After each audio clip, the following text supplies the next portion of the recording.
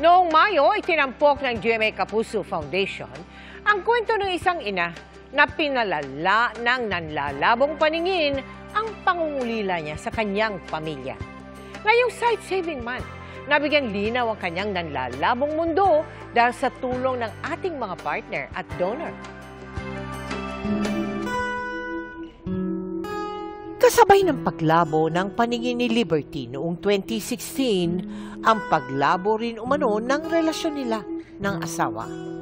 Mas naging madilim ang kanyang mundo nang tuluyang mawala ang paningin at iwan ng kanyang asawa at mga anak. Simula noon, ang kanyang kaibigan na si Melinda ang nag-alaga sa kanya.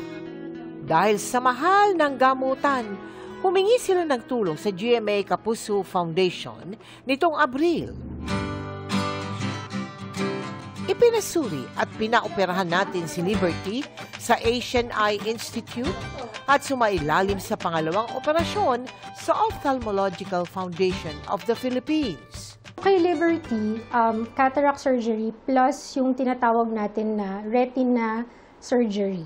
Yung inooperahan yung retina kasi dun nga yung damage from diabetes, di ba? We had to peel or talagang tatanggalin mo isa-isa yung mga membranes. Tapos ni-laser yung retina niya, which is what we usually do for patients with advanced diabetic retinopathy.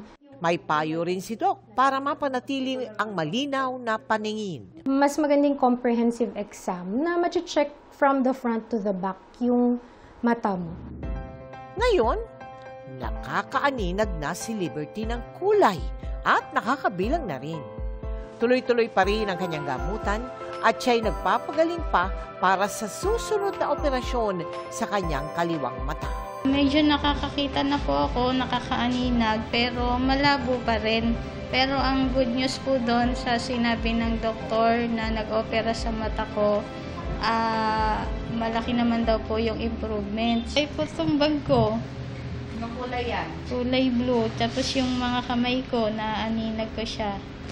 Bukod dito, pina-makeover na rin natin siya para manumbalik ang kumpiyansa sa sarili.